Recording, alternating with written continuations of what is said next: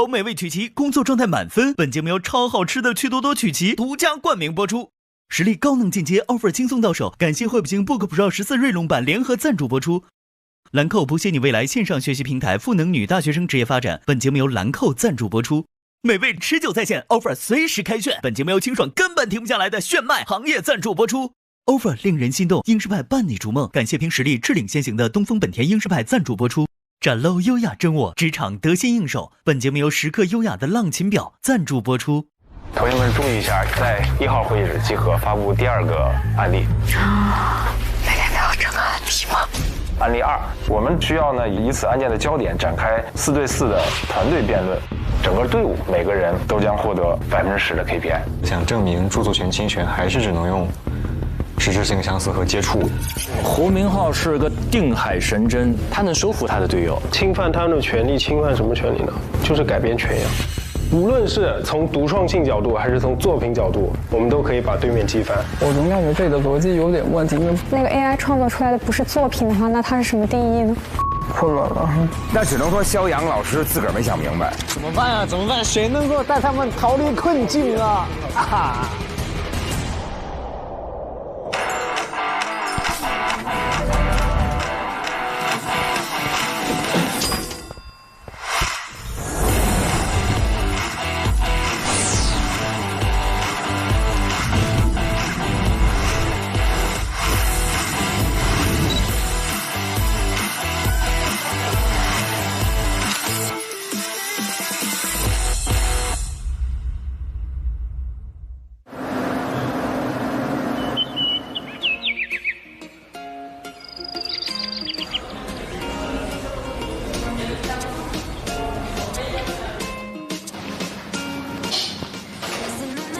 我先走了，我去吃个早饭。哎，好。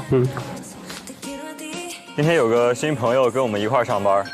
哎，你还有朋友要来吗？是东风本田英仕派，宽底低趴的运动造型，流线型的整体设计。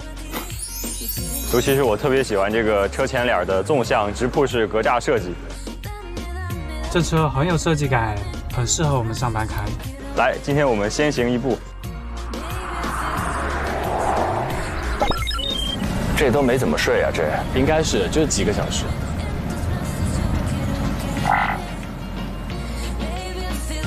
Hello， 你来这么早啊？我刚来。哦，你们怎么都一起来的？我们那个恰好碰到。那我直接去会议室吧。走吧。手下留情，姐姐。手下留情，我才要手下留情。还有5个小时，一下就过去了。就先跟大家讲一下我昨天晚上发现的新点。好。首先就是它具体侵犯什么权利的问题。我觉得咱不必要使用改编权。判断侵权的逻辑，首先是判断一个作品是否是侵权作品。如果一个作品是侵权作品，然后你把这个侵权作品，演绎了也好，发到网上去也好，其实是侵犯了信息网络传播权或者演绎权。所以实质性相似其实是用来判断这个作品是否是侵权作品的。非常的细节。他想得很通了。但是我还是想确认一下，就是如果我们不说改编权，就说著作权，他如果具体问起来，我们要怎么说？信息网络传播权。漂亮，梁威就准备空了。这是一个，还有一个就是反不当竞争法的内容。哦。一般侵权的损害部分可以通过反不当竞争法里面的内容来证明。找了一些新的观点。是的。也就2大步啊。第1步就是那个知识产权法上的侵权。第2步就是反不当竞争法上的侵权。然后一会儿我把我那一大串整理成几条，然后就可以用了。好像老师在上课的感觉。1、2、3、4、5。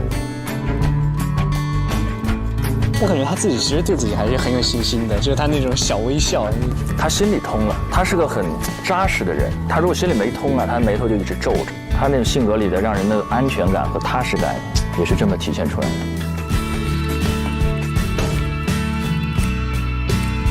你有没有统计一下你5分钟大概能说多少字？还没有写完，还在改。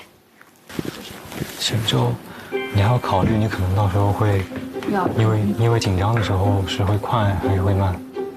我讲话的语速是那种开了200倍速度才讲的。正常读一下试试，因为我们要根据你的字数写你的一遍稿。这有经验，这一看就是辩论高手，绝对这是老手。这不就是吗？哇，要改。你是已经改了吗？我已经改了。对，我已经改好了前面。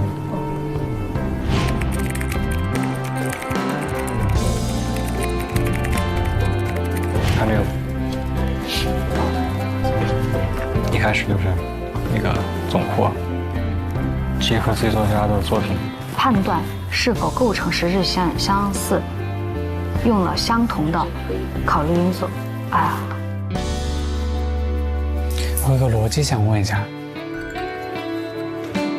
你们如果是反方，你们会怎么问我？好难哦，他要站到对面去。也就是能不能回来质询一下？对我俩不知道怎么输出。我再练练。要不你大概说一下反方的一些点，然后我现在来变一下。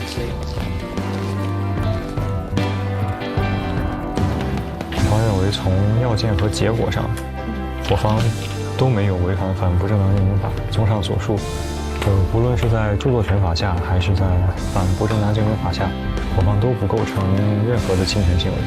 OK，首先针对您方的第一个意见，即无形的最终形式。如果说这个作品的内容成为作者修改，就是成为作者表达思想利用它来进行收益是我们的权益。两个点，第一个，不要主动提这种不利案子；第二就是，确实不是两部作品，主体一定是人，而 AI 并不是人。你这一段其实是在一辩稿里有的，所以你要，看一看一辩稿，跟它一致。我觉得我的可能劣势就在于我不知道如何清晰的表达。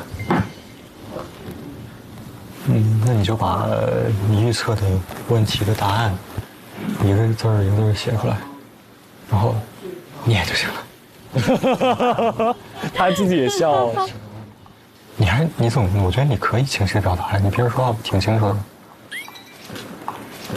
我觉得挺好的。他知道这不够好，但也没办法了。多读几遍，然后其实读个几遍就熟了，然后也不用。他看起来比这个28岁的大哥还要成熟的感觉。胡明浩是具有领袖气质的人，而且他还有兜底，就实在不行，我会给你个方法，我能解决你的问题。对，这天生的领袖。你们都是10点半的。我11。那我们把昨天的东西总结一下。好，谢谢。OK， 首先是侵权嘛，对吧？那这个权到底是哪几个权？我们昨天只说了一个改编权，对不对？其实最重要的也就是这个改编权。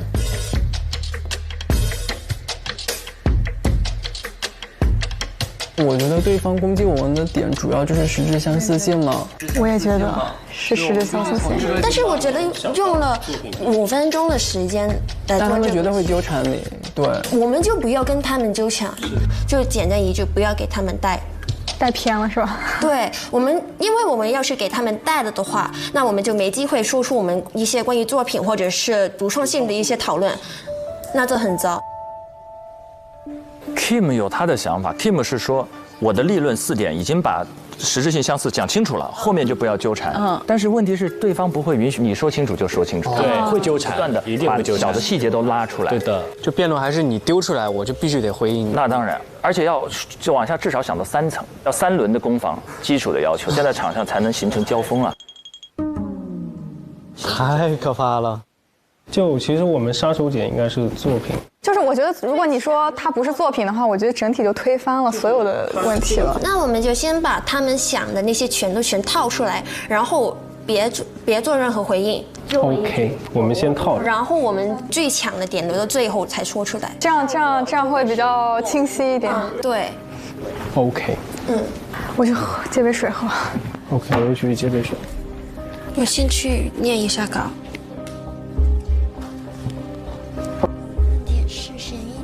小说内容和其向不明的版权作品相似，扰乱点侵害著作权的行为。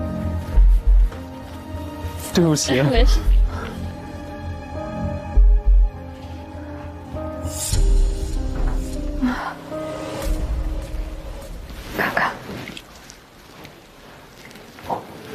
你写的怎么样了？我写的非常的简单。这页是吗？这都是你写的比较啊？也没有，就是不是我到现在还没有搞懂我们到底是不是要不要说它不是作品，还是到底是作品，还是怎么样？就我一直都没有搞懂。我觉得他们的思路可能是，好，拍板，队长。到底是还是不是呢？就是不是作品。但是那不是作品啊，实质相似性。对，是作品的特点吧？对，我知道，就咱们一直绕不开这个问题，就是对，实质相似性的判断吗？对。Hello 啊，同学们，我们2点钟正式开始，现在还有半个小时，一会儿是在第2会议室。好的。太可怕了，马上要开始了。你干嘛呢？不想躺平，只能放肆卷，谁来救救我？你得放松一下，压力别太大。来块趣多多吧，香脆曲奇一口下去，超级酥脆又解压，心情也放松许多了。哇，豆多饼脆，真的每一口都能吃到豆。吃完曲奇再努力。干杯！我感觉状态又回来了。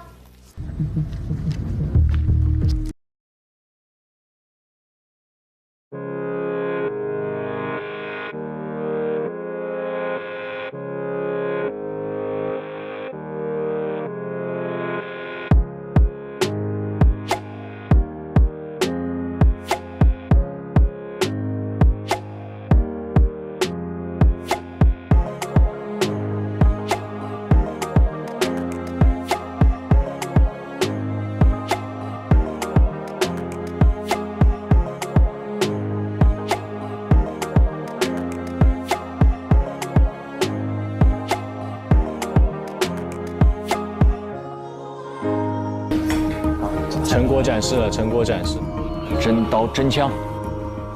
我们准备开始今天下午的辩论环节在正式开始之前呢，我先说一下今天下午辩论的程序和时间要求。总体的程序是正方和反方分别先做一辩。我方认为运用 AIGC 工具进行文学创作构成侵权行为。我方当事人使用 AIGC。一辩结束以后，中间做自由的辩论，纠正一个概念，这显然就构成了不正当竞争。暂且不论是否存在侵权事实，再由反方和正方做总结陈词，然后一辩和总结陈词各5分钟。中间的自由辩论，每一个人每一次限90秒。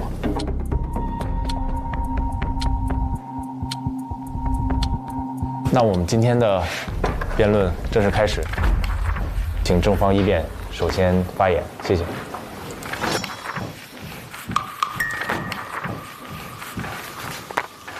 大家好，我方认为运用 AIGC 工具进行文学创作构成侵权行为。具体而言，侵犯了相关权利人的著作权，以及因违反反不正当竞争法导致的侵权，我们将分别进行论证。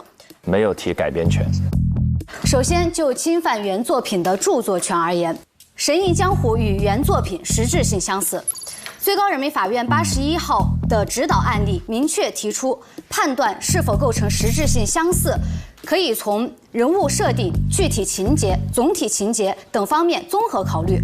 在人物关系方面，本案中的郭青对应郭靖，王蓉对应黄蓉等等，有一系列的主角名字非常的近似，他们的人物关系与原作品的人物关系也是高度重合的。此外，《神隐江湖》故事的开端是在4大门派，他们的颜色以及对应的特征的描写都是与原作品几乎是一致的。在总体的情节方面也是非常的相近似的。第二点，小安他与原作品之间存在着接触的行为，在本案中，小安他主动要求 AIGC 根据 Z 作家、J 作家的作品来进行创作。并且小安他是明确发出了指示，要求 AIGC 总结2部小说的人物小传、故事情节以及他们的写作风格。小安的行为，它属于著作权法中对于接触的认定。此外，小安使用 J 作家和 Z 作家的经典作品进行商业运用都没有得到授权。同时，小安他将作品上传到网络，并且进行了盈利，小安他就不能够主张合理使用作为抗辩。第二点，小安他故意指示 AIGC 以原作品的智力成果作为基础，来利用原作品的影响力和号召力，吸引了原作品的一些读者、粉丝，同时来获得经济利益，这就构成了不正当竞争，应当承担相应的侵权责任。综上所述，我方认为运用 AIGC 工具进行文学创作，构成了对相关权利人的侵权。这是强打实质性相似了，论证很充分。哎呦，刘律笑了，满意的笑容。好，请反方一辩开始。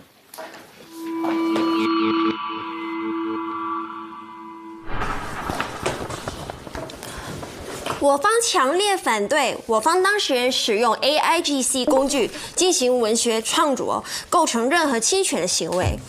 正方主要的论点是《神印江湖》小说内容和旗下的著名版权作品构成实质性相似，相似与不相似是主观性的。著作权法里面的基本原理，思想与表达2分法中，思想是不受著作权法保护的。我们首先要确认，到底这些特征是思想还是表达，到底受不受我国的著作权法保护。我方认为，正方一辩刚才对小说内容相似点的分析是毫无意义的。首先，我们说人物命名和特点，在金素江案里，作家将用了金先生小说里边相当数量的一些人物名称、性格、背景和关系，但是没有将这些情节建立在金先生小说里面的基础上。法院认为难以达到侵权的程度。就写作风格而言，风格本身并非一种表达的形式。基于我方当事人只是分别少量用了版权人的作品里不受著作权法保护的思想元素，我方否认任何侵权事实。这个案例还是很经典的，英美法系的习惯，援引案例。对，正方反方相对还是平衡的。张雅琪他一开始就是介绍正方的论点的时候，整个逻辑链是非常清晰的，它的整个的这个标准，然后几个元素分别是怎样满足的，然后得出他们最后的一个结论。朱彻莹的其实我觉得他还可以，我觉得他可以，他比较稳，而且讲的还都有在理，而且是下了功夫的，他的表现也可圈可点，可圈可点。是的。好的，那正反双方可以开始自由辩论，单人单次不超过90秒。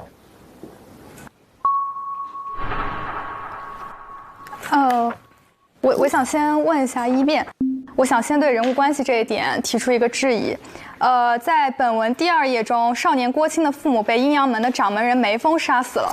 这简单的一句描述，如何可以匹配这作品中郭靖之父郭啸天和其义弟杨铁心因被段天德陷害死于临安牛家村？又怎能匹配哈利波特作品中所描述的哈利波特的父母为了保护他，幸免于伏地魔的杀害而死？请问郭青到底是符合哈利波特的生平介绍，还是符合郭靖的生平介绍？好问题。同时 Z 作品中主人公郭靖的师傅有很多位，有江南七怪、洪七公、周伯通等人，不知道这么多师傅中哪一个符合我方小说的洪太师的特点？同时，您方所说的门派由颜色代表，但是时间到。感谢对方辩友的问题。首先，对于人物设定的方面，您方所说我方的郭青他的父母双亡，这些就是无法与2个作品中的某一个进行对应。但是其实郭青的性格其实是相一致的，都是父母早亡，他们都是武林高手。人设属于2部原作的叠加，同时宁芳的《神印江湖》这个作品，它有一些具体的细节设置都是与原作品非常的相似。比如说，主角他在水池里钓东西钓不上来，在您作者中他是钓金鱼，在我们版权方的作品当中是钓娃娃鱼。您觉得这2个区别很大吗？还比如说一些其他的细节，最后对决阶段，小说它有描述一些光线爆炸、武器飞到天空等一些细节，在您方的作品中与我方 J 作家的作品的最后的对决阶段都是一模一样的。虽然可能那个武器爆炸的颜色不同，但它的主要故事情节、它的人物构成……好，时间到。好，我好强势，意犹未尽。想回应一下宁芳刚刚说的。先回应刚刚一辩说的门派颜色的问题，在我国的文化背景下，也存在着以颜色代表教派的情况。比如说藏传佛教的宁玛派为红色，噶举派为白色，格鲁派为黄色等等，仅以颜色来判断一定符合宁芳所代表的2部小说，我觉得有点武断。宁芳还说，您的故事主人公的性格特点这个实在是太抽象了，这完全是一个概念性的问题，且，会因人而异，有不同的想法。通过著作权对作品的定义可知，受著作权保护的文学作品的部分是它的表达而非思想，表达是具体的，而思想是抽象的。我方不认为文本的表达构成实质性相似。比如说，以湖南文化传播有限公司与陈侵害著作权一案为例，法院认为，对于包括时间、地点、人物、事情起因、经过、结果等细节的情节，才可以成为著作权法所保护的表达。针对您方提出的问题，我方将从3个方面来进行解答。首先，我们是从人物关系、具体情节和整体叙事与时空环境3个方面进行判断。以上3个方面单独来看，或许不能够证明实质性相似，但是3者的结合构成了这作家的故事情节与这作家的人物的拼凑。《神印江湖》与原作品构成实质性相似。我先请问一下，关于对方2个侵权的问题。第一个关于著作权相关，我想问，总共有11项具体的著作权，我们究竟小安侵犯了哪一项权利？你们没有给我一个具体的说明。细化子权利啊，来了。第2，关于反不当竞争的相关问题，请打开案情介绍的最后一句。版权方以著作权侵权为由向小安提起诉讼，本案的论题仅限于诉讼著作权纠纷，而不涉及到其他纠纷。漂亮哦！纠纷重点是著作，不错哦。对方有离题之嫌。对方辩友您好，首先针对您的第1个问题先予以解答。我方在本次辩论当中，认为。小安主要是侵犯了我方相关权利人的信息网络传播权。在著作法第10条规定，著作权包括信息网络传播权，即以有限或者无限方式向公众提供，使公众可以在其选定的时间和地点获得作品的权利。而在北京科技有限公司与北京科技有限公司著作权权属侵权纠纷一案，以及北京网络科技有限公司、天津文化传播有限公司等与被上诉人上海美术有限公司的案件状况与本案非常相似。您方将被诉侵权作品通过网络进行付费的传播，使相关的用户可以在其个人选定的时间和地点获得该作品，构成对我方权利人侵犯信息网络传播权的侵害。那个回答你第2个问题啊，这个 PPT 最后一页案件焦点说的是运用 AIGC 工具进行文学创作是否构成对相关权利人的侵权行为，而版权方以著作权侵权为由提起了诉讼，仅仅是我们代表的一方以他们自己的理解向法院提起的诉讼，而我们作为律师以我们自身的专业性代表我们客户的利益，我们认为违反了反不当竞争法能够更好地保护我们客户的利益。如果您方对这个没有准备，我们可以谈和解，可以谈在之后的程序中提出这个问题。但是我们依然要坚持你们的行为违反了反不正当竞争法，对我们的客户造成了侵权。首先，关于你第2个问题，如果你在诉讼当中在法庭上突然提出了一个反不当竞争的诉讼请求，你已经超越了本案之中的诉讼请求的范围，法官是不会审理的。关于你第一个问题，是不是仅限于侵犯一个所谓的信息网络传播权？啊，他的意思是你赶紧提那个改编权呀，不然我们没法驳。但是对方已经放掉了改编权了，准备好的内容没法说。你可以先回答一下。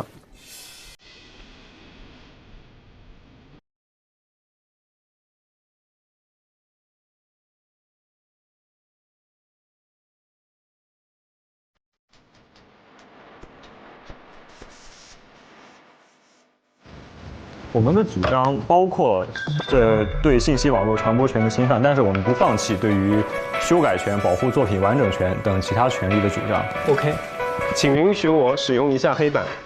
好，就等这一刻了。我整花活，帅的时刻到了。对方确认了我方只构成一个侵犯信息网络传播权是否成立，可以看一下它的构成要件，是否构成侵权行为。我们最重要的要抓住什么？要抓住要件。首先，第一个是以有限或者无限的方式；第二个是公众可以选择时间和地点，公众可选择性；第三个是最重要的一点，它得是作品吗？是作品。又来了。我想请问一下 ，AI 生成的这篇所谓的文章是一篇作品吗？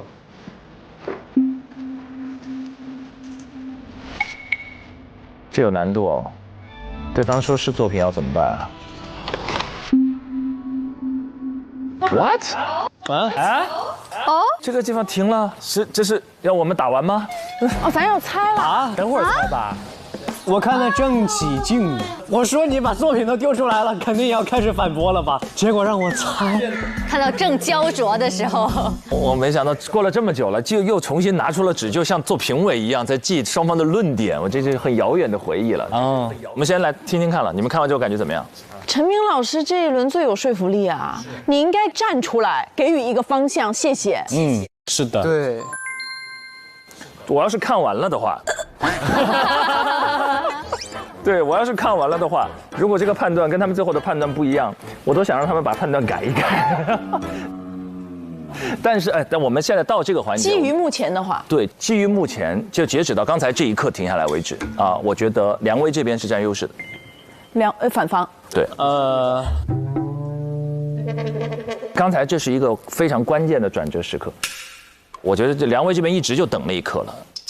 就是在具体的著作权子权利当中的哪一条？对，这个时候对方提了一个信息网络传播权。对，但他们也说了他不放弃改编权的主张，然后这边呱呱一系列输出，这边闷掉了。他们的反击非常关键，如果他们把梁威的这个漂漂亮亮的拆掉，他们我觉得就是判胜，正方就判胜。如果他们陷入到这个战术里面去，陷入到这个泥潭里面，他们说不清楚。梁威那边说得很清楚，最后肖阳站起来一个结辩，盖棺定论，那反方就赢了。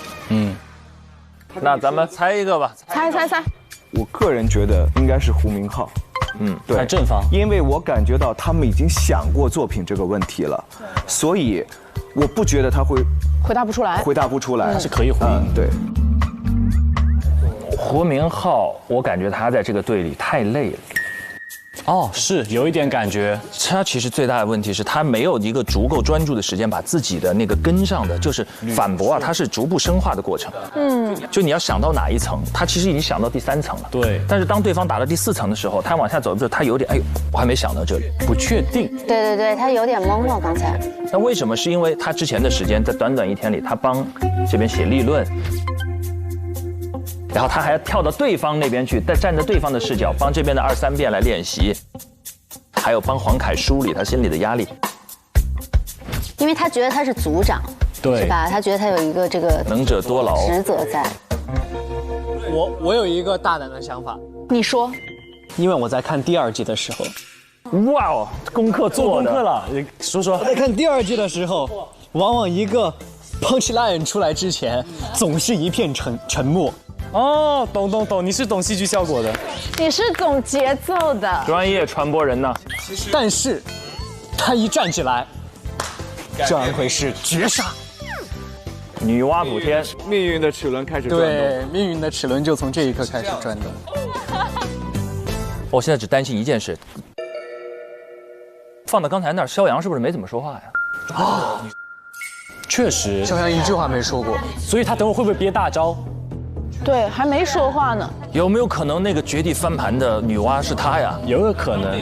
然后当对方胡明浩通过一轮自由辩建立起优势，最后肖阳站起来 ，Listen to me，4分钟啪啪啪啪啪全解。就是他，上一期也是他可能不算轻松，就是很轻松的感觉。没有说过话分2种，一种是胸有成竹，另外一种是确实不知道该怎么说。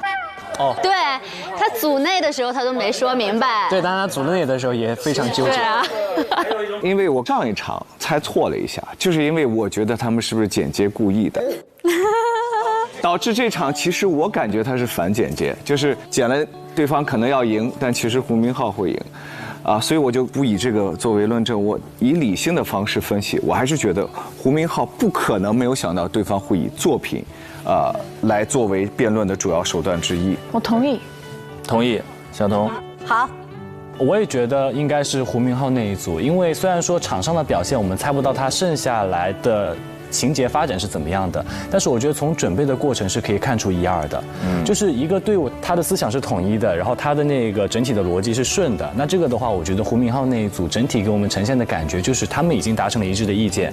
然后第二天，胡明浩提出了一个信息网络传播的这个权利，对吧？在这种情况下，他相当于是应该是已经把改编权的这个问题已经处理好的情况下，他们再提出了这个点，所以我觉得他们应该是有备而来的。对。两支队伍的表现针尖对麦芒，在刚才的这个环节之前，应该算是各有胜负。到底我们的票会投给哪一队？接下来，让我们进入今天的趣多多职场充能竞猜时刻。那我们投票吧，觉得是明浩的，请举手，3、2、1。哎，全票通过了。全票啊？那就盖吧，咱。嘿，校友 ，so sorry about this。争点气吧。真的。我们已经两轮都在站他。盖了啊。盖吧，盖吧，盖吧。如果再错一次，我们剩下就8期节目只有一个试错的机会了。错不了，错不了，错不了。小何老师说不会错啊，那就听你的。小何老师，这次我们要错了，你的那个律师执照什么的，咱就我就压在这儿，我就暂时不执业。来吧，阿粉、胡明浩、许文婷、张雅琪，就左边4个。黄凯，哎，我们再盖个肖阳吧，这样会不会立于不败之地？是。我们算了。陈明老师盖了肖阳，一会儿辩论交给你。我自己打自己。来 ，OK， 哎呦，小心！是不是老天的一个启示，告诉我们要慎重？我又开始紧张了，但是已经盖上了，也没办法。OK， 揭晓时刻，辩论获胜的队伍到底是哪一队？马上公布，一起来看。第3个是最重要的一点，是作品。我想请问一下 ，AI 生成的这篇所谓的文章是一篇作品吗？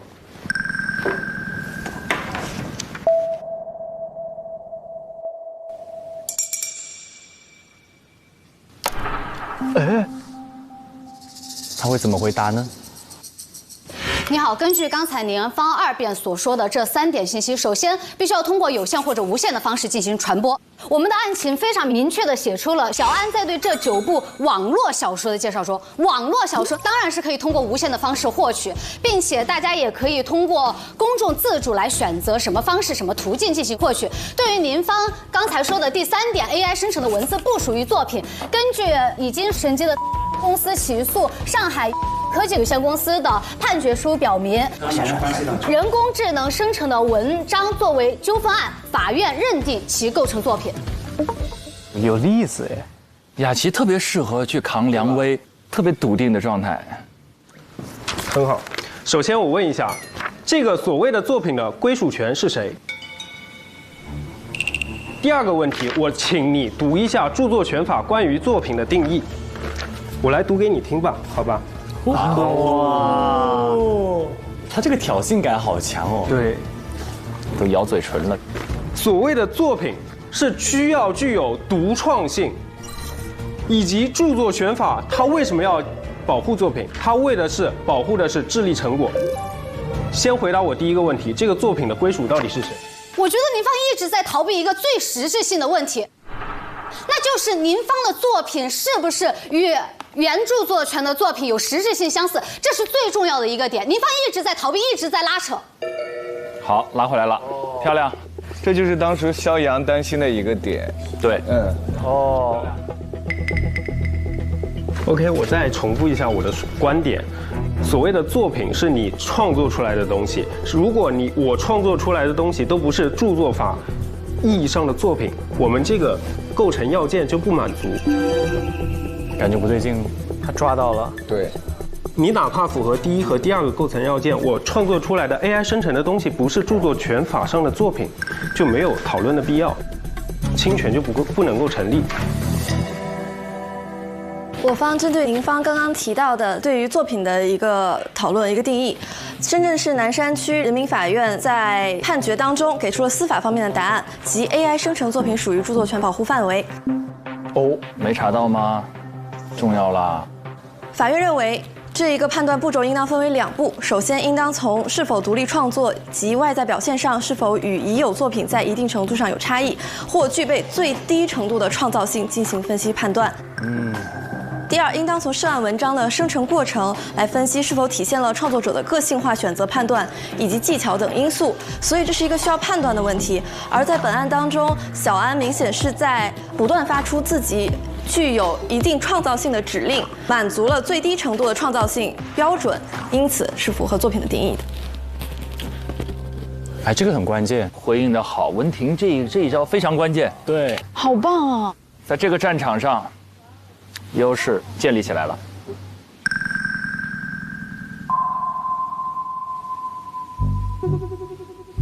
梁威他的想法很活跃，但是他打的点就有很散，有的时候他自己也没有想得很清楚，然后就把这个话抛出去了，然后导致了他自己到最后可能也圆不回来，收不了场啊。好，我方先回应一下关于实质性相似的这一个问题。好，肖阳，我觉得这一问题的关键可能得看这部小说的一个创作步骤。首先是根据小安给 AI 的一个指令2，小安要求 AIGC 在上述要素的信息基础上输出不同的类型及各大篇章的概要，并将在每轮的反馈成果后向 AI 提出自己的调整要求。在步骤4当中，小安他反复提出了一个调整要求，就是不断的告知 AIGC， 要求避开与原著的相似点，只能借鉴，不能抄袭。也就是在这样一个不断的拆解原著语言风格、表达方式的过程当中 ，AI 在以自己的一种算法语言进行了新的一轮输出。在这样不断拆写、重新表达的过程当中，我方认为是不存在具有实质性相似点的。好，回到第一个论点的攻防。实质性相似，是。我非常想请问一下 ，AIGC 真的能够判断什么是借鉴，什么是抄袭？在我们现在司法实践中，法院都是要通过很长时间的判决审理才能够得出最后的结论。那您就确定 AIGC 真的能知道吗？回应一下您方所提的这个问题，你们可以再看一下我们输入的4步指令。在第1步的时候，我方当事人小安要求 AIGC 总结2部小说的写作风格等内容，但是对于他所输入的人物小传、剧情更改和情节要素这个部分，我们无法确认 AIGC 对于2部小说的内容、情节、人物是否进行了精准的描述和定义，这也是我们不认为它会有一个抄袭的可能。这种总结对于故事情节和人物的故事一定是进行了缩减的，所以它才称为总结。缩减的程度和缩减的内容皆由算法提供，不能说明在有实质性相似的情况。对于写作风格，我们再通过搜索引擎输入写作风格，查询到149000个结果。通过输入的写作特点，可以搜寻到3860个结果。这就证明对于写作风格总结之多，内容存在差异之多。我方想问，您方所指的有可能侵权的写作风格，是否和我方 AI 创作完成的写作风格一致呢？这个一致性又该如何去判断呢？雨桐其实是亮点，对，汪雨桐应该准备了2块，一块是实质性相似。想回应一下您刚刚说的实质性相似的问题。第2块，汪雨桐准备的是人工智能做的这个是不是作品？我方当事人小安要求 AIGC 总结2部小说的写作风格等内容。在整个现场的感觉让人感受他们是准备充分的。其实他有一个点，我觉得给我印象特别深，举了很多特别详尽的数据。是的，第一是下了功夫，是的。第二，这个方法也非常好。是的。我们现在又回到了实质性相似这一个部分哈。但是通过直接的阅读您方的作品以及阅读原著作权的作品，能发现很多相似的点。暂且给大家举一点点例子，比如说2位主角都是弟子并相爱，盗走重要秘籍并逃走，受到追捕。黄药师对郭靖不满意，各种为难。父母都是因为反抗双双被杀，主角都是被亲戚收养，过着凌辱生活。主角在生日的时候都是生日哟。他得知自己的身世也是因为父母的遗志来到了学院，他们在新环境都很受欢迎，并且他们还都发现了自己的飞行天赋。这么多细节，他们都是一致的。不仅如此，对后面竟然还有原文非常的相似，就比如说。郭靖他说完后，用他的移形换影术指向了欧阳锋，并发出了一道红色的闪电，这道红色光直接击中了欧阳锋手中的神线。得了，这一部分竟然与原著中轰的一声如炮炸炸响，他的反复在有金色的光圈孕育出了金色的火焰。时间马上到了，等等的这样一些步骤是非常的一致的。张雅琪今天太亮眼了，而且这块真的是到了他的长处，所以汪雨桐很吃亏。其实角色我觉得他们是有考虑过的，没错。这个分工很好，组织很好，对自己很满意。它很有煽动性。对了，情绪。对，到了自由辩论，90秒对90秒，情绪非常关键，很稳的状态。这个时候对方只有一种风格站起来能形成有效的遏制，就是 Kim。Kim。如果站起来能够非常理性的稳住阵脚，但是 Kim 不站的话就，是。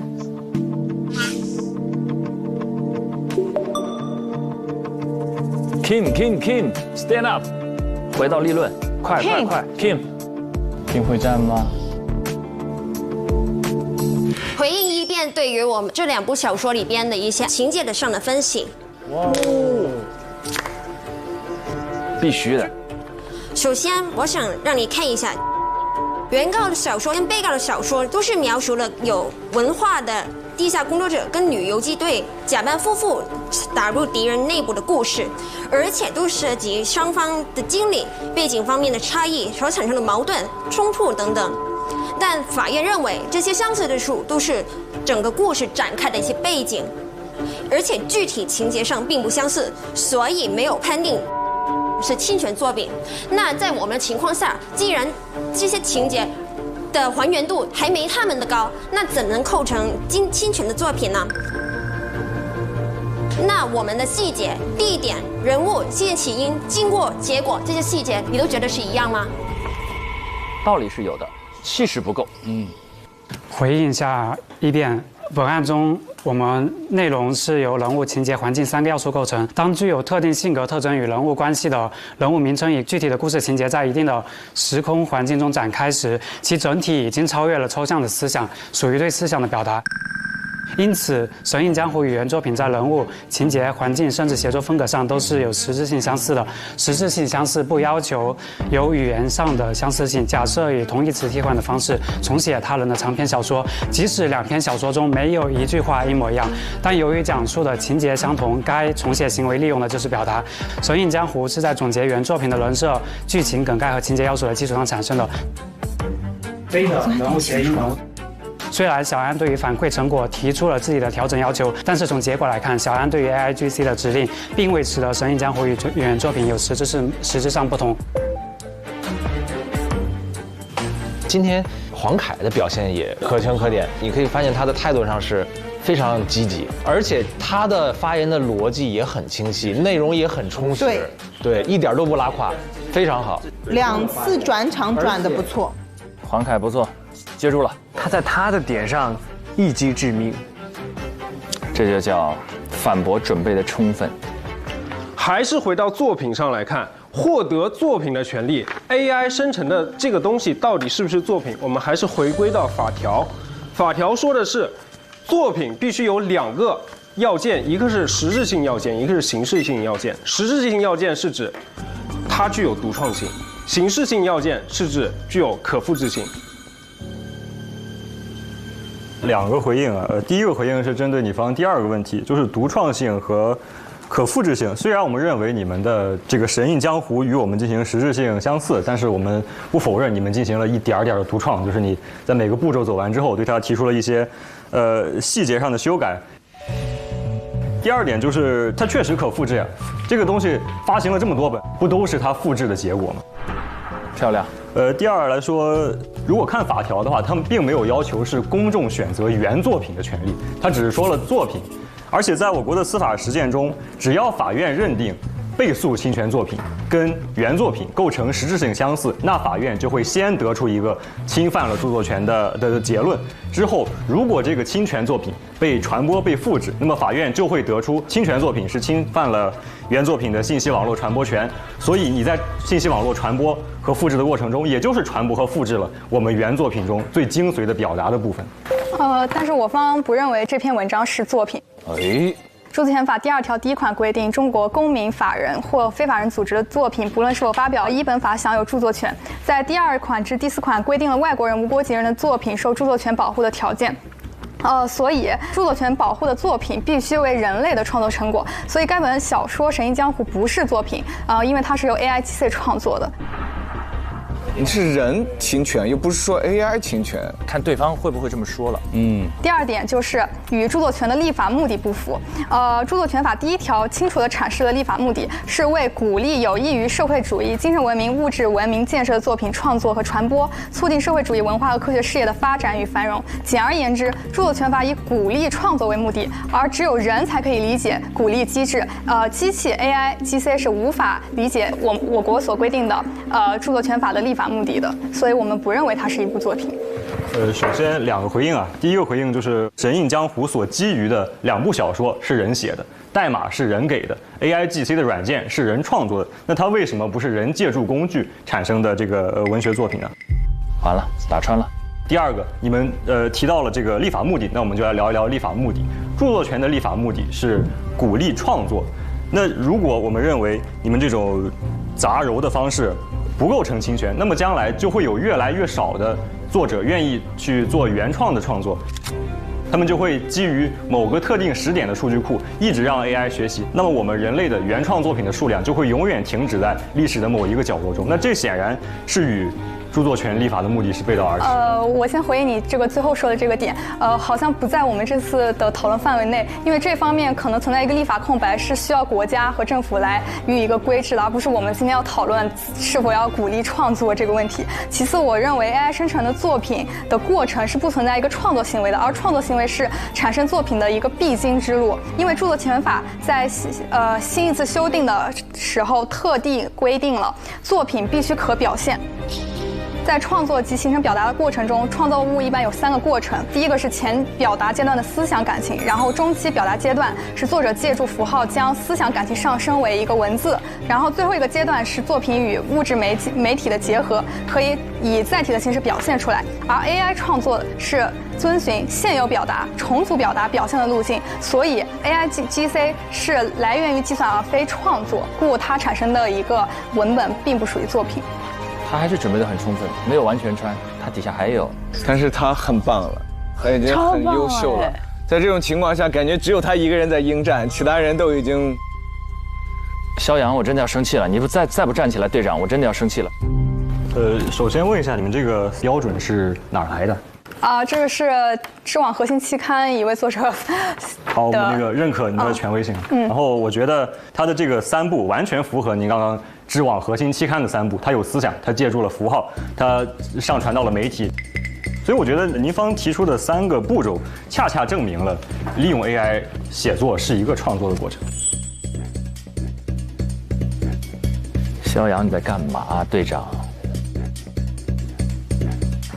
就是回应一下您刚说的，根据著作权法实施条例中的第3条，著作权法所称的创作是指直接产生文学、艺术和科学作品的智力活动。但是我方认为，由 AI 进行一个创作的过程是不可以认为是一个智力活动的，故由 AI 产生的一个作品也不可以称为著作权法中所说的作品。好的，我觉得到现在为止呢，双方的自由辩论应该已经比较充分了啊。那我们现在开始双方的总结陈词。小杨来了，总结陈词非常关键。好的，请反方。好。我方坚决认为，小安借助 AIGC 进行文学创作的行为并不构成侵权行为。首先，我们认为小安的文章并不构成著作权法意义上的作品，因此不涉及暗涉版权方的改编权。我国现行法律对于作品的要求十分明确。首先，作品的主体必须是人，不论是自然人还是法人。其次，作品需要具有独创性。在本案中，真正进行创作的是 AI 这个工具，而不是小安。AI 创作的内容形式也依赖于在先作品，不具有独创性，不是著作权意义上的新作品，因此不涉及暗涉版权方的改编权。其次，辩方一直在极力论证 AI 工具生成的文章构成作品。即使如此，这个作品的著作权，我们认为也不应当属于小安。现行法律并没有对 AI 生成作品的所有权进行规定。在此案中，我们看到真正进行智力创作活动的是 AI， 小安仅仅只是下达简单的指令，那它所体现的创造性又有多少呢？所以我们认为这个 AI 作品的所有权人都不应当是小安。第三，我们再退一步，即使我方承认神隐小说是作品，其著作权也归属于小安，但我方认为神隐小说与暗涉版权作品不存在实质相似性。庄诉郭明确了单纯的人物特征不属于著作权保护对象，金诉江案明确人物名称无法构成表达的实质性部分。在故事结构和情节方面，玄幻武侠的神奇世界、四大门派的设定，以及结伴冒险这些成长经历，这都是寻常不过的情节。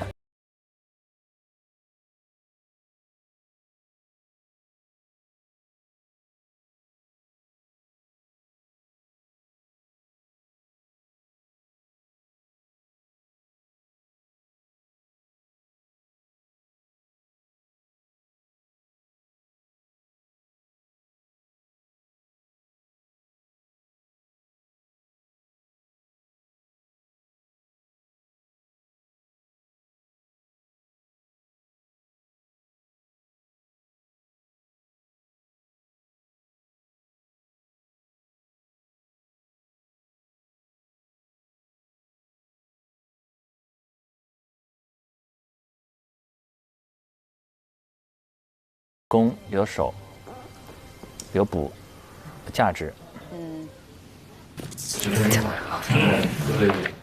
肖阳确实总结陈词的时候，体现了他的这个牛津知识产权硕士的这样的一个理论水平了。其实肖阳到最后他去做的这个梳理，第一个不是作品，第二个不具有相似性，这两个其实让我是记住了的，到最后就那一刻是很清晰的。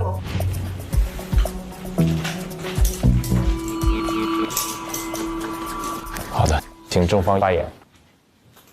好，首先我们还是澄清我们今天辩论的范围。程序性规则上写明了行为是不是侵权行为，而不是谁是侵权行为，所以我们没有义务去讨论到底谁才是侵权人。那么回到实质性相似的话，从指导案例81号开始，大量的文学作品著作权侵权案件的法院的裁决书中，都采用了一个相同的3阶段的测试，来测试所涉侵权作品的表达是否构成与原作品表达的实质性相似。第一步是人物设置和人物关系，第二步是具体故事情节的安排，第三步是整体故事内容及设置的故事线索。小安要求 AI 结合作品中的人物谐音、人物特点、故事结构、写作风格、人物小传、剧情梗概、情节要素、写作风格这些词儿，就是刚刚出现在法院判断是否构成表达上实质性相似的词儿。那即使在细节上不同，也不会影响这个实质性相似的判定。其二，刚刚对方也有提到说，对方的这个只借鉴了 J 作家的人物，只借鉴了 Z 作家的情节。著作权只能一本一本的对比，但是不是的，著作权它是把被诉侵权方和原作品作为两个整体来比对的。比如说在案件中，法院判定这一本被诉侵权作品同时构成了对13本著作的抄袭，所以反方想要用这种方法来规避著作权的保护是不可以的。在反不正当竞争法的方面，法方提到了这个营业额有7万块钱，并且好像对这个数字比较自豪。但是这个侵权的营业数字其实是法院在判断侵权案件分配过错的标准。顾客他不是法官，顾客看到自己感兴趣的东西就会买。小安或者是 AIGC 在没有经过我们的版权人的同意的情况下，利用我们的劳动成果而生成的人物特点和剧情梗概吸引读者，获得大量利润，抢占我们的市场空间，这显然就构成了不正当竞争，所以构成了侵权的行为。以上就是我的总结陈词，谢谢。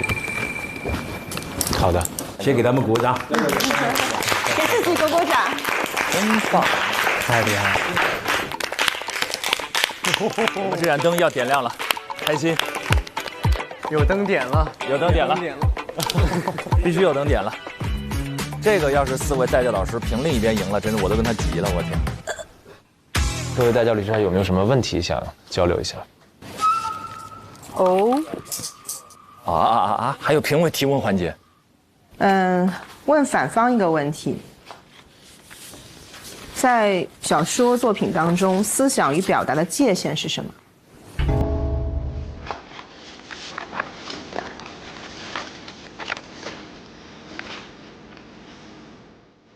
我再具体一下我的问题：故事的情节、结构、主要事件发生的顺序、人物性格、人物之间的关系，属于思想还是属于表达？或者到什么样的程度是属于表达或者思想？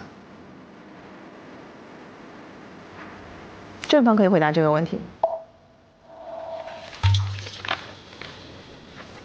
我方一直强调的点就是，所有刚才您所说的这些方面单独的，或者仅仅只是很细小的几个点，它并不构成特别具体的表达。思想就是很大框架的，比如说爱恨情仇这些方面是思想不受保护，但是在什么条件下能够变成表达而受到保护呢？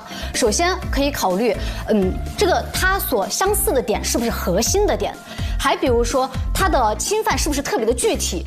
第3个点就是刚才您说的所有的这些方面，整体来看，它都达到了一定的相似性，这样子的程度上才能构成它的对于表达的侵犯。好的，好了，那我们今天的辩论呢就到此结束。然后我们几位代教律师啊要做一个评议，评议之后呢，把今天的结果通过邮件的形式发给大家，好吧？哎呦，气死了！辛苦了。哎呀，还挺精彩的，很精彩。就像我刚才说的，就是其实他们准备的很充分了，他们已经设想到对方可能会提出的问题，然后对方呢，就反方一直想尽办法拉到作品这个讨论当中，但是正方非常明确的就是不被他们拉走，对，一直坚持自己的观点，就是说白了，就他们准备的更充分，讨论的细节更多，所以一切都在他们的想象范围之内，对。各位哪些实习生印象很深刻？雨桐，对，雨桐，我觉得几乎是那个队里面相对来说很出彩的辩手了。对，他准备了一个就是非法条的那个部分，就是学术性的这个引据。对，所以他成功的做到了让他们对的点多，而就是他自己完成的，让他的论据这个支点会更多。所以我觉得雨桐非常非常的棒。从9点半开始，他的队友们一个一个的走。他一个人在办公室里战斗，回家战斗，床上战斗，战斗到睡觉，他最后成为了中流砥柱，谁也没想到，真的努力都不会有白费。我当时在底下看，我就完了，我说打穿了，他嘴巴已经就抽搐了，那个时候，他的压力是非常大的，而且你说一句话被人挑刺，说一句话被人挑刺的时候，你自己脑袋里一下就绷起来，速度会变慢，但他做到了，我就被他这种韧劲就打动了。我也觉得是，因为它中间不是有提到那个什么，这个颜色的话，可能在我们传统的过程当中，它其实也是有的。它这个点其实是非常细致的。对，因为他先预判了对方可能会觉得说这个神印到底是跟我们这个原作品到底哪里像的哪里，所以他就专门去找了一些东西说，你说的这个像其实不是哦，因为这就是一种惯常的表达。对，所以足以证明他的点准备了细到了什么程度。对，他查那个数据相似的有14000多还是13000多，是的，然后跟那相近的有3800多，对，就是他证明他真的是努力了，下了功夫了。对，我觉得这个地方真的要给雨桐一点掌声。是的，是的，超级棒。俊林刚才还说对谁？我其实对黄凯的印象也特别深刻，因为他其实在准备的时候，他自己也说过，他说他可能说话说不利索。我觉得我的可能劣势就在于我不知道如何清晰的表达。那你就把你预测的问题的答案一个字儿一个字写出来。然后他说你要是不行的话，你就一个字一个字的去写，但是他自己就真的去一个字一个字去写了，而且在辩论的时候，因为他们是有分工的嘛，对，那么对方问到了他要去工作的那个点的时候，对，他虽然是照着念的，但是每一个字都是非常准确的，直击要害，他没有一点拖泥带水的东西。对，每一个字都很关键，所以说我觉得他应该算是非常完整的完成了自己的任务，而且完成得很好。这个叫他负责的战场，对，他收掉了，这一点很不容易，因为他知道自己反应有时候偏慢，但是慢鸟先飞。就是我只需要在这儿发力，但是我只需要把我该做的部分做好了，那我就是成功。没错。张雅琪给了我特别大惊喜。真的，我没有想到无数次反驳都是他，回应都是他做出来的。对，也包括他说他的优点，就是他们不是每个人有个关键词吗？他说的是抓住对方的痛点，善于抓对方的弱点。当时那个梁威一直要把那个关注点拉到作品的时候，他就没有被误导，对，及时拉回来了。实战性，这个我真的是，我觉得哇，这个好有惊喜。而且他的语言特别有就是煽动性，对。但是他对陈律说话的时候，拿播音的来说就是特别有那个亲切感。对。他对对手和对老师的说话的那个态度是完全不一样的，因为对象不一样，决定他语态不一样。刚才我之前还想梁威会不会乱拳打死老师傅。其实可能会，但是这次的乱拳是张雅琪打出来的。对，张雅琪没想清楚，但他不管，他呼啦就上，没想就没关系。他说思想就是爱恨情仇啊，哎呀，那些很大的东西，比如说巴拉巴拉巴拉，中间有好几次，包括刚才小童提到的，就是当大家很混乱的时候，他说你们在说什么？我听不懂。来，回到我这个来，我实质性相似，你们还没回答呢。对，就是这种感觉。我觉得这场辩论赛印象最深的是陈明老师，他整个超出了我的想象之外，他一个人可以代替人和 AI 然后他可以左手打右手，上嘴皮打下嘴皮非常厉害。我是个辩论爱好者，之前也有过类似的爱好，左脑打右脑。但是历史不容假设，所以不管怎么样，也到了揭晓最后的时刻，好不好？我们来看一下最后一段 VCR， 看我们的判断到底正不正确，灯能不能亮？来吧。又是第一，我错。为什么他总能拿第一啊？您稍等一下。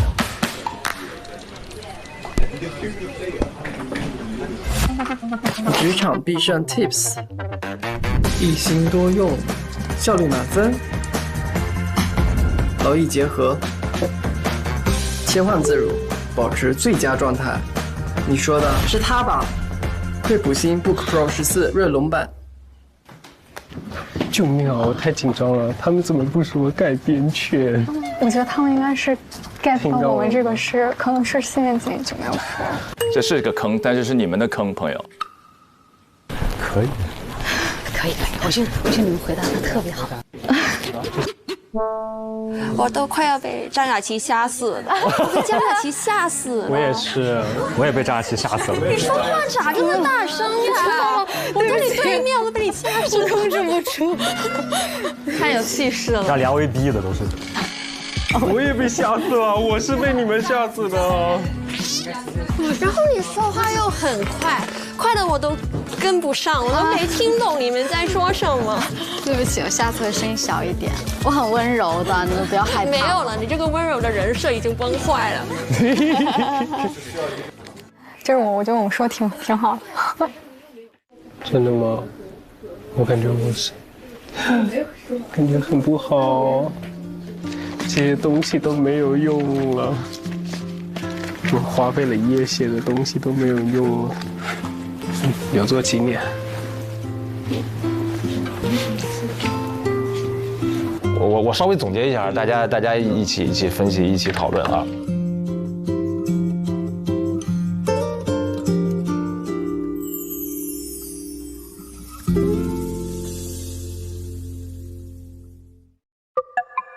我们评议完了啊，一会儿你们准备查收邮件。哦，猜猜结果呀？猜猜结果呀？会不会反转了？不会。好紧张。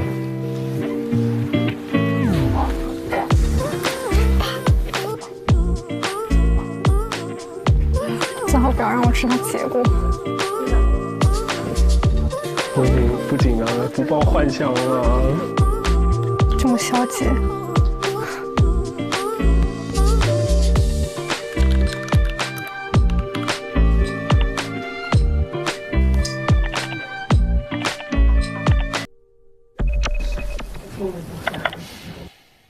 还没发。他一直在刷新。你们一直在刷新啊，哥？因为他太焦虑了。焦虑了，我这个食指已经快点麻了。你焦虑啥？你有10分了。不是，主要是我怕这个，怕连累了别人。我怕连累你吗？不要这么说，朋友们，我要。你对面的这位组长非常焦虑，跟你形成鲜明的对比。他喝水，他是最没压力了，他怎么都能低。这是牛津的底气。我就看他刷。我也看你刷。哎，我的刷到了。出结果了吗？出结果来了。哦。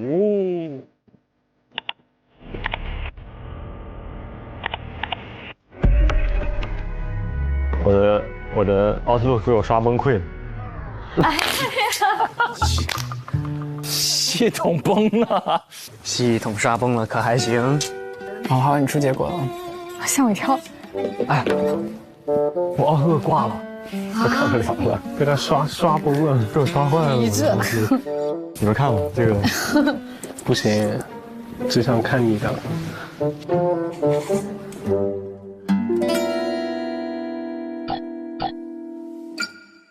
人为什么在写邮件？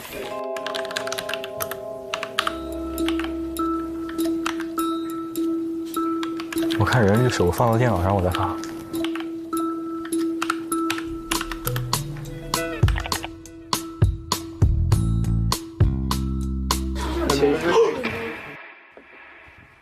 出了。什么？出结果了。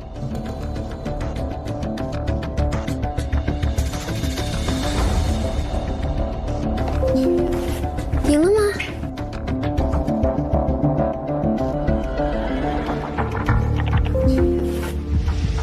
什么？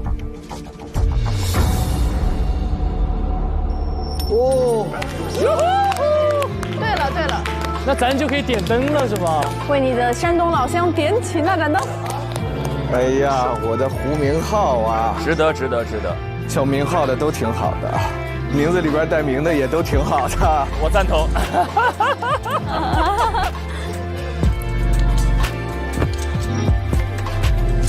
谢谢大家，谢谢。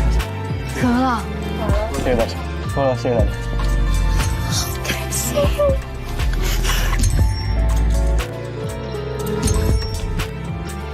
要低调。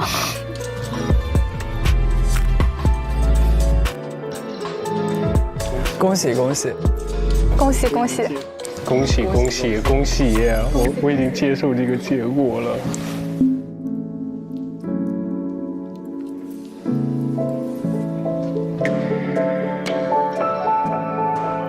哎呦，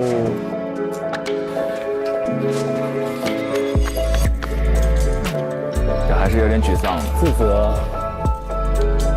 但是我觉得当组长呢，最难过的并不是自己没赢，而是没有带别人赢。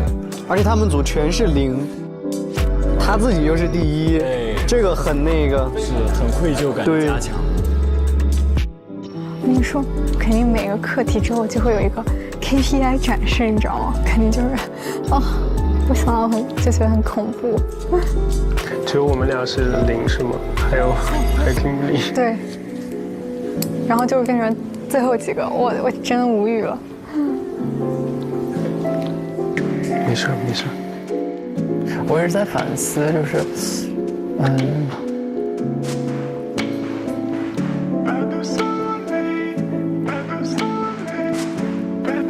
那我也不知道到底是什么原因。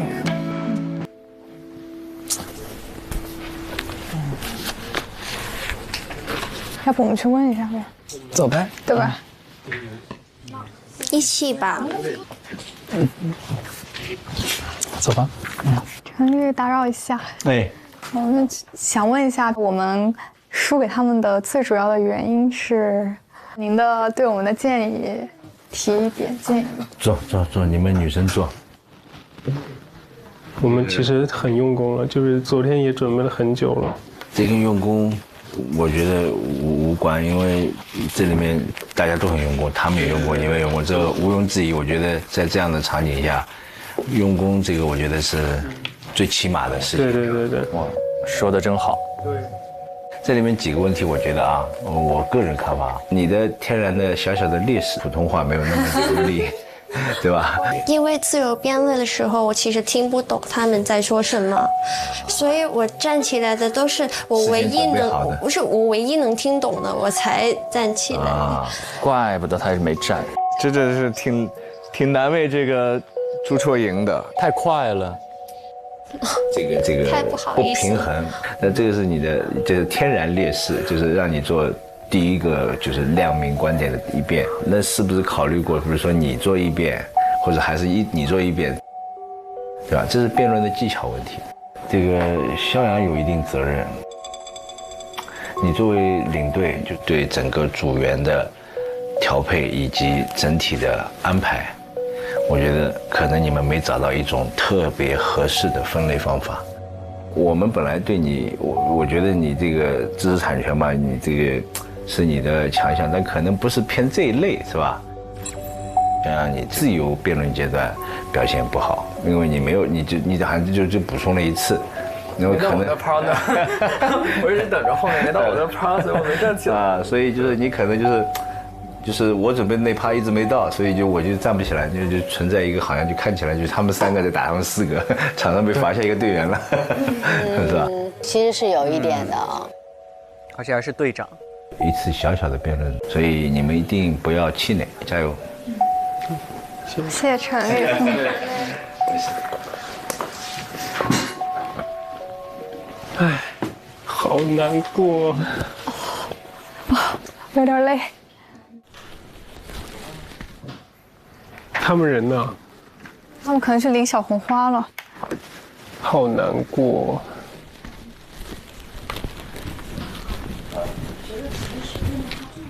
不错啊，你们又长舒一口气吧？是，挺好。今天你们真的整体从表达上啊，我觉得就已经很优秀了。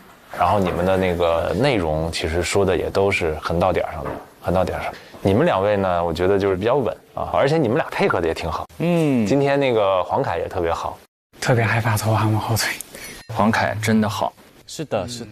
其实我觉得今天挺，给我惊喜的是。张雅琪同学的啊，那一上来这个气势是非常的足的，表达的能力也非常强。我觉得我在实质性相似上，张雅琪做到了90%。我就坐在他边上，其实我觉得他这个工作是做的非常细致的。是的，他是有 table。我看到了，我看到他有个表。对。怀疑他是拿着那个原本1万多字，可能逐个的这样的一个情节去对着。还跟哪个情节相似？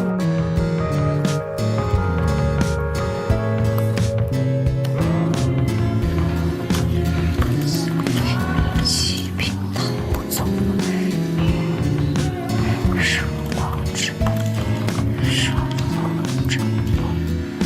我真的觉得凌晨3点还能有这样子的精神和他的这种专注度，还有这种准确度，我真的觉得很厉害。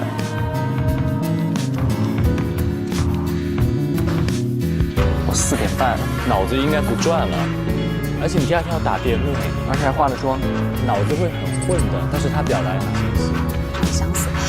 除此之外，还有对于整体的故事付出了这么多努力。作为一个实习生，在你这个时间范围内完成到这个程度，我觉得也已经可以了。所以对自己还是要有充分的信心。谢谢任律。先充电。可以去充电站逛逛。我们来，我来看这个扭蛋啊，有硬币啊，有硬币。这个真的能扭吗？好像是，应该是的。可以抽盲盒是吗？哇哦，来看一看第一个，开一下，开一下，开一下。见证奇迹的时刻。帮帮忙。等一下，快点。还可以的。我可以的。方式打开。哦，应该是有一个幸运纸条。对。哇哦，一口美味曲奇，工作状态满分。是的。不错，幸好有你。啊，我好荣幸哦。我感受到了团队协作，对，真的感受到了团魂，真的，幸好有你们，幸好有你们，幸好有大家。要哭了，要哭了，真的，这回真的要哭了。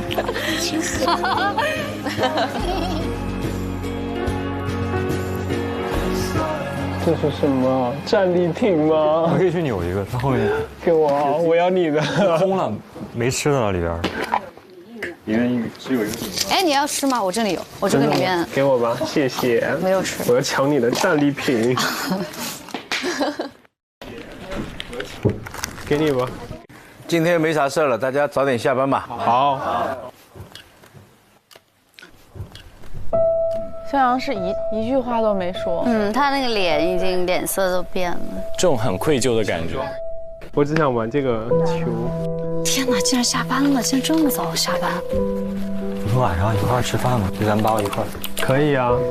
我们晚上去哪吃饭？去楼下3楼的一家韩餐馆。OK。第一次团建。走啊！走。哎，你们过敏了吗？我吗？为什么这么？对，我也不知道为啥我耳朵特别红。你这荨麻疹吗？熬夜会荨麻疹。是过敏啊。我也会这样的。你也会？我压力大，我就会突然发荨麻疹。是吗？对啊，已经很严重了。咋了？过敏吗？对。因为你脸上有一点红。去医院看一下吧。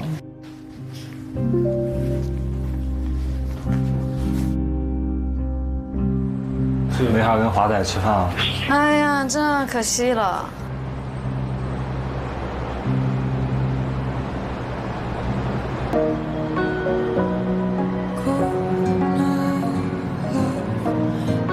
我一直在反思，是不是主要问题是出现在我身上？我感觉是我。没有，别这么想。应该是我。我觉得可能主要真的是我的问题，就是我没有很好的控制整个场面，因为我当时对4边的定位就没有意识到我说4边，对，我没有意识到我4边是需要控场的，所以我刚好也没有触及到我准备的那个板块嘛。如果我能够再多发言几次，我觉得可能，效果可能会稍微好一点，会好一些。我们一起碰个杯。第一次碰杯，那我代表逍遥跟大家碰吧。来。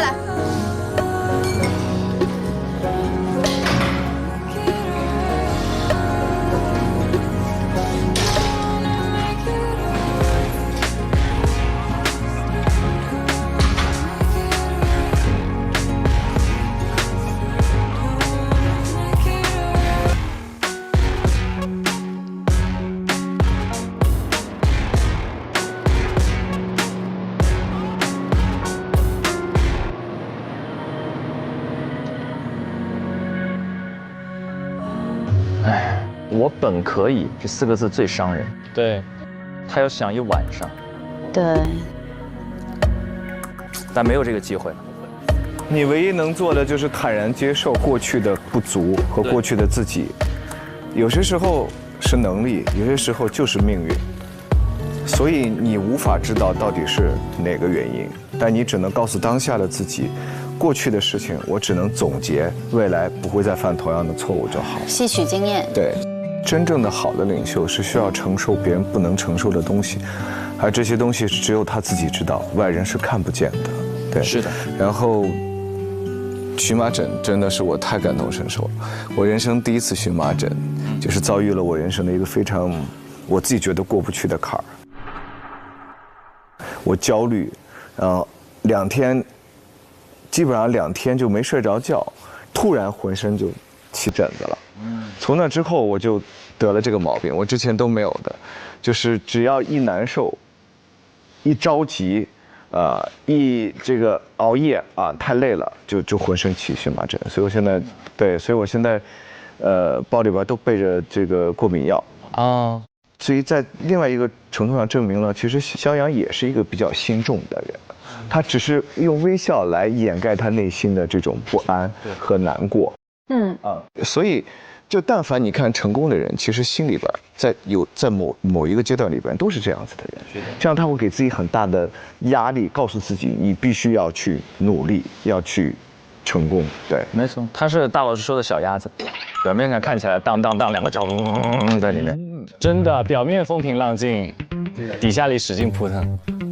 而且这次对他的任务其实超出了他的能力范围，就是因为带一个队，他之前没有试过。但我也想跟你讲，就是人生中的至暗时刻，也是进步速度最快的时候。是的，涅槃，不把自己打碎，没有办法有个全新的自己从里面生出来。我期待接下来每一位肖阳这个队里的每一个人有一个巨大的改变。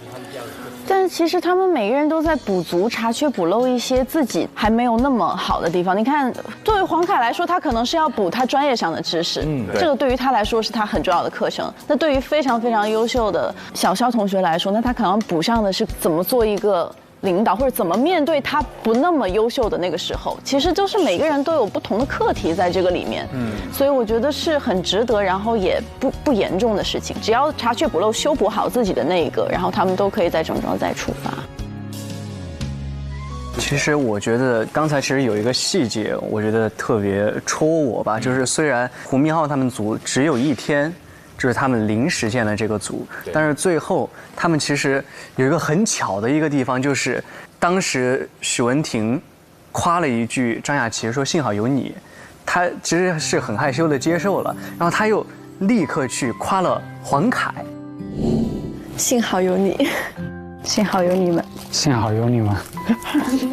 然后他们互相这样子的夸奖，夸到胡明昊，幸好你，胡明昊说对，幸好有我，就是有我 ，Yeah it's me。是的，一种爱的传递。对，就是他们每个人都在接受对方给自己的这种爱，然后又把这份爱传递给了另外一位，然后把他们每一个人都顾及到了。我觉得这是一个团队最好的一种感觉。真的。OK， 咱们加油团的推理迎来了第一次成功，对不对？接下来要一起进入到今天的趣多多职场充能时刻，我们要点亮本季的第一站充能之路。耶！来，第一盏灯，3、2、1，点亮！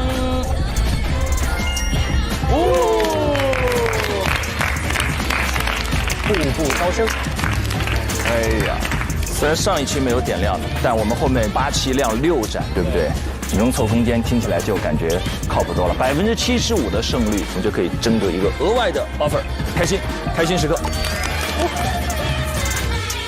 好，在本次的案件的辩论的焦点考核当中 ，AI 的著作权侵犯当中，其实当最初这个题目出来的时候，我发自内心的觉得还有一次掌声要送给我们节目组，说实话。就我想先给他们鼓一次掌，为什么？因为这次的这个题目本身的设置其实超出我的想象。法律论题的设置，我们又是一档综艺节目，要面向大众。是的，它要引发思考，要让大家听得明白，门槛不能太高，而且要真的涉及到前沿的司法空白领域的这种关注，这个切点的寻找是颇见功力的。这不仅仅是我们节目组一次小小的尝试，也不仅仅是8位实习生一次简单的辩论，我觉得更多也是我们对于整个当下中国司法现状的一次关注和呼喊。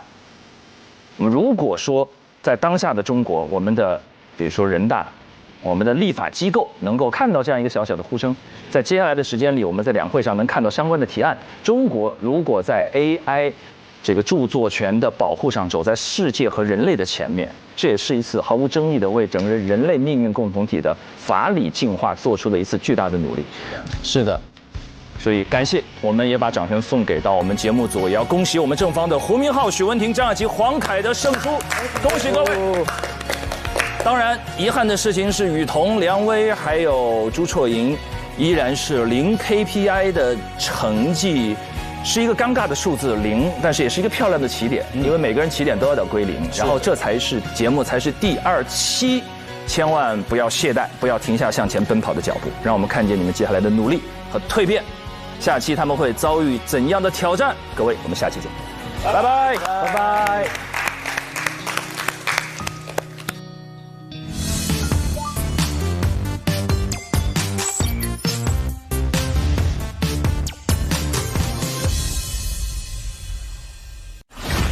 我们来了一位新的实习生，他将直接和大家一起参与第3个课题的考核。如果他在这个考核当中踢馆成功，他将替代你们中间的一位。这才实习几天啊，就赶我们走吗？我马上是不是要被淘汰？第3个课题呢是见委托人，你们9个人将会被分为4组，在每个案件项下，最多只有1位同学会获得 KPI 值。赌把大的吧。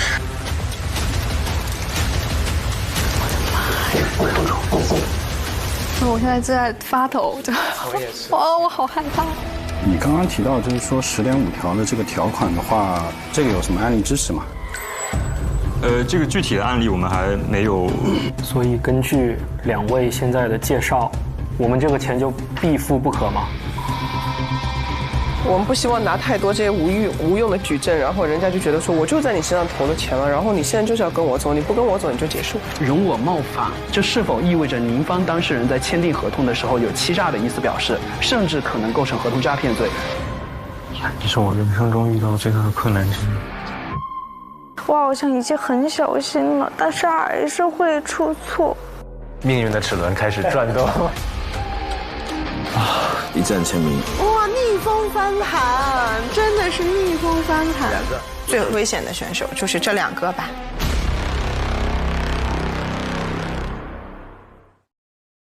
一口美味曲奇，工作状态满分。本节目由超好吃的趣多多曲奇独家冠名播出，实力高能进阶 ，offer 轻松到手。感谢惠普星 Book Pro 14锐龙版联合赞助播出。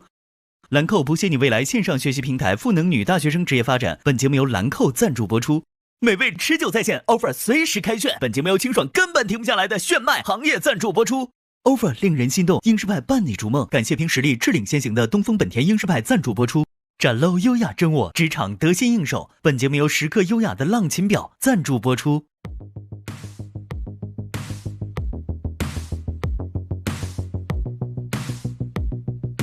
我认为，本身工作是一项团结协作的任务，它需要很多人间的调和。很多人对于完美的判断是没有办法调和的，而且工作要的是一个好的交付。好的交付并非比完美能够画更好。我觉得还是要区分一下是个人工作还是集体工作，因为如果是个人的话，我其实觉得有一丢丢的完美主义在里面，能创造出更好的作品，尤其对于一些精密要求比较高的工作而言。但是如果是团队，那就另当别论了，因为我觉得在一个团队中，每个人对于完美和最好的标准是不同的。如果一个人过分的追求完美，那其实可能会造成团队的矛盾，或者给其他团队成员的工作造成压力啊，或者拖延，那就不可取了。我会把工作任务根据出任务人的意图，也就是工作目的进行分类。有时效性需要快速给到反馈信息的，快速的准确给到反馈信息即可，不需要打磨细节。但是对呈现结果有要求的，我就会花大时间把细节打磨到完美再提交。当然我对所有工作大原则都是先完成后完美，没有完成一切都是0。工作上的完美主义没有必要，而持续性的高效产出才是最重要的。如果我们把完美完成工作定义成100分，那我觉得从95分到100分比0分到95分要难太多了。你要付出成倍的时间、精力的成本，更何况在实际执行过程中，完不完美怎么去被界定？每个人心中的标准或许都是不太一样的。我们应该抓大放小，才能持续性的高效产出。迹。理想的路在发着光，未知翻山越岭。上腾讯视频令人心动的 offer 第5季节目讨论区，参与节目投票话题讨论。上微博参与令人心动的 offer 议题辩论，畅所欲言你的观点。更多精彩资讯尽在新浪娱乐、微博综艺、新浪综艺。感谢独家社交媒体平台微博对本节目的大力支持，感谢首席合作媒体新浪娱乐、微博综艺、新浪综艺对本节目的大力支持，感谢网易新闻、新浪新闻、界面新闻、智娱、成果娱乐、影视聚焦、环球在线、Do News、一点资讯、华语之声、天翼视讯、WiFi 万能钥匙、中华万年历、知乎、丽丽城传媒对本节目的大力支持。令人心动的 offer 第5季，每周2、周3 19点更新上下集，会员抢先看48小时，每周5中午12点加更版，每周6中午12点陪你看 offer， 会员专享更多精彩，周中还有独家采访、神秘直播随机掉落。令人心动的 offer 第5季，每周2、周3 19点更新上下集，会员抢先看48小时，每周5中午12点加更版，每周6中午12点陪你看 offer， 会员专享更多精彩，周中还有独家采访、神秘直播随机掉落。